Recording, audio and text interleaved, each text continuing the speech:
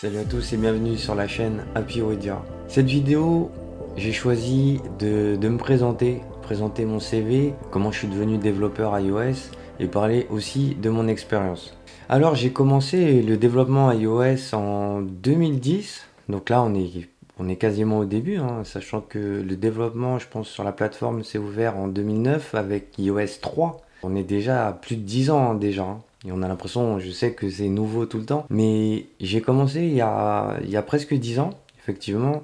Et j'ai commencé d'abord par créer une application pour moi. Alors, parce que déjà, je travaillais dans une SS2I, mais j'avais un problème, c'était soit je devenais expert d'une solution que peu de gens connaissaient, donc c'était une solution dans le bancaire, une solution CRM, ou soit j'allais complètement vers l'inconnu, vers le développement d'applications. Alors à ce moment-là, je me dis, écoute, j'ai envie de tenter quelque chose. Je me dis qu'il y a une opportunité, il y a quelque chose à faire en tout cas avec ça, et je me dis que si on arrivait déjà à développer des applications pour l'ensemble du groupe, on pourrait faire des choses énormes. Et à cette époque-là, il n'y avait pas de demande comme aujourd'hui, il n'y avait pas autant de solutions comme aujourd'hui, de start-up, etc.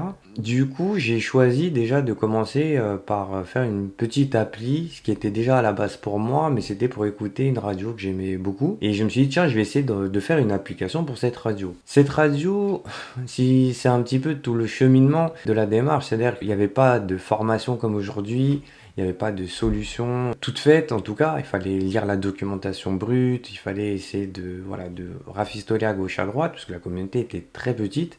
Et du coup, je me suis dit, allez, vas-y, chiche.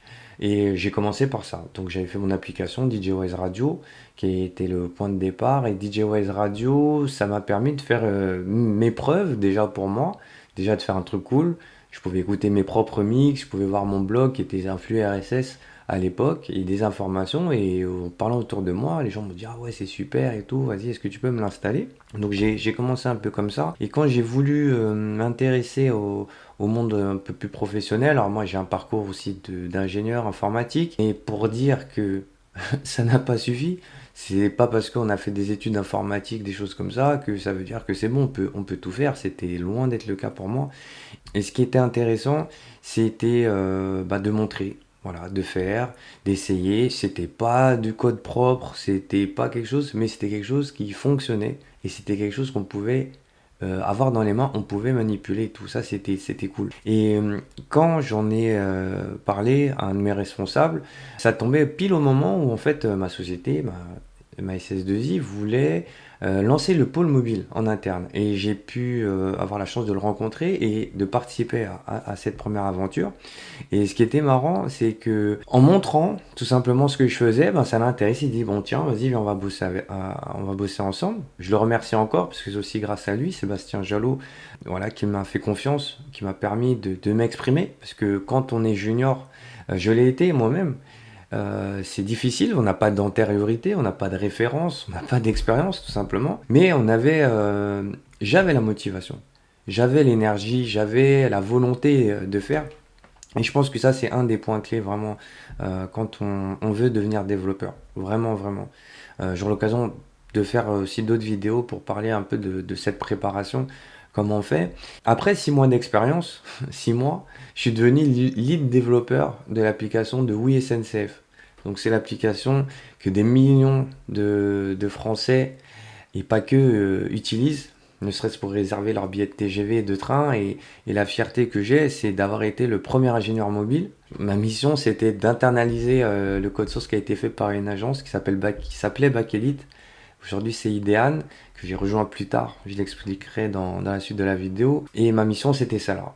Et ça a été, je pense, un des plus beaux projets en fait de ma vie. Déjà la fierté. La première application que j'ai mise sur l'App Store, c'était celle de la SNCF. Donc ça, c'était énorme. Et c'est le projet qui m'a fait grandir et m'a fait être connu aussi et être identifié en tant que développeur. Et je pense qu'on peut commencer à dire qu'on est développeur iOS quand on a fait ses preuves, peut-être en France pour un grand compte. Ça a été mon cas. Et puis après, ça a été la succession de pas mal de belles choses pour moi.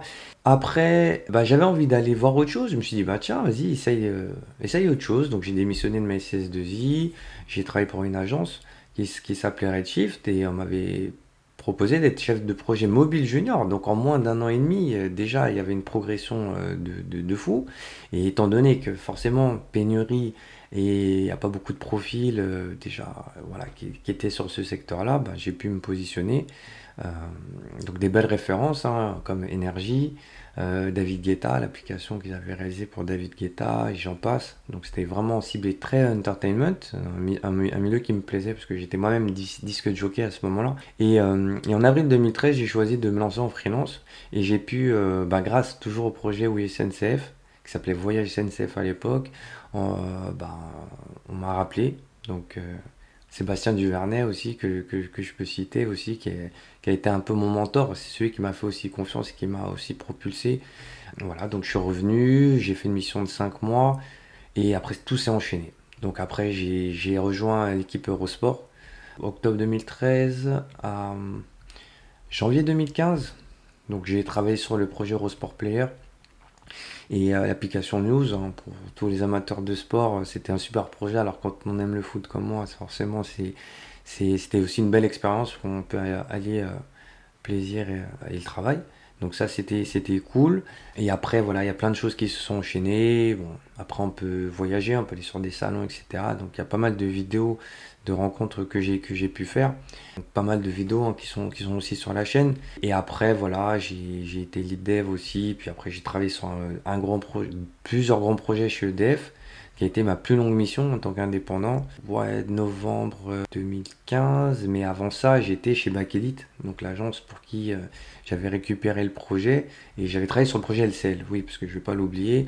Je suis resté quand même 5 mois ou 6 mois chez Bakelite. C'était une super expérience et là, on était avec une vraie équipe de développeurs vraiment compétents et j'ai beaucoup appris forcément et j'ai pu aussi faire mes preuves. Et quand on est validé par ce genre de société aussi, ça c'est super. Et voilà, et après j'ai continué, puis EDF qui a été ma dernière mission. Donc je suis resté 3 ans à peu près.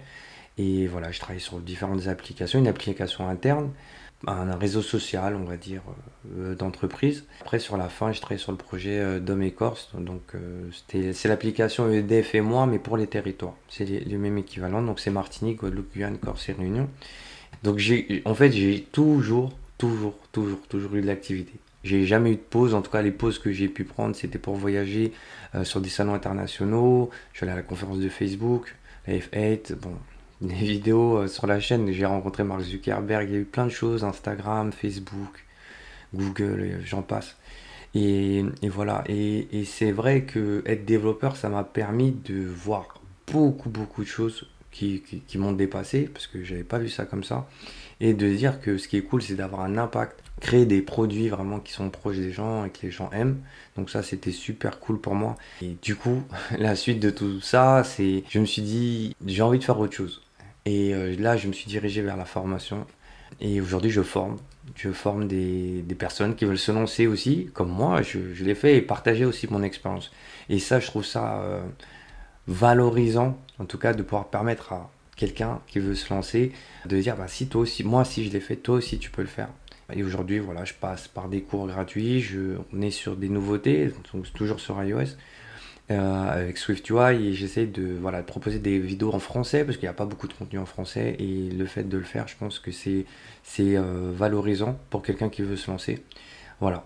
Donc j'ai essayé de te résumer 10 ans, 10 ans où il s'est passé beaucoup de choses pour moi, beaucoup de choses super cool que j'ai envie de partager avec toi. Et donc si ça t'intéresse, n'hésite pas à t'abonner à la chaîne pour voir la suite. Et du coup, je vais essayer de t'accompagner du mieux que je peux. Donc ça va être une autre étape. Et te donner des petits conseils, des petites astuces aussi. Les pièges à éviter, parce qu'il y a des choses, voilà, vaut mieux si je peux te faire gagner du temps. Et voilà, donc je vais mettre aussi le lien. Tu peux t'abonner en fait dans ma newsletter. Je te mets un bonus gratuit pour que tu puisses avoir des conseils, les 10 conseils pour devenir développeur aussi. Donc n'hésite pas à t'inscrire juste ici et on pourra continuer l'expérience ensemble. En tout cas, voilà, ça c'était mon CV. J'ai pris le temps parce qu'on va me dire ah ouais, mais tes vidéos elles sont trop longues, etc. Mais des fois, il faut prendre le temps. Il faut prendre le temps d'expliquer. Il faut prendre le temps de donner les bons mots, de donner les bonnes informations. Donc déjà, si tu es arrivé jusqu'au bout de la vidéo, déjà, je te remercie. N'hésite pas à mettre tes commentaires si tu as des questions, sur voilà, comment trouver du travail ou des opportunités, comment j'ai fait. Parce que j'ai eu toutes ces missions qui se sont enchaînées, mais comment j'ai fait? Ben, mets-moi, tu peux t'inscrire hein, sur le lien, puis vous dire inscription. Et comme ça, on pourra garder, on pourra échanger. Je pourrais te dire après comment tu pourrais trouver du travail, comment être visible aussi sur les réseaux et comment te faire connaître. Voilà. Merci en tout cas à toi d'avoir suivi la vidéo. C'était ma présentation, c'était mon CV. C'est une vidéo qui est un peu plus personnelle, mais j'espère que elle t'aura apporté pas mal de choses. Et j'espère que toi aussi, tu pourras aussi le faire. À plus tard, ciao.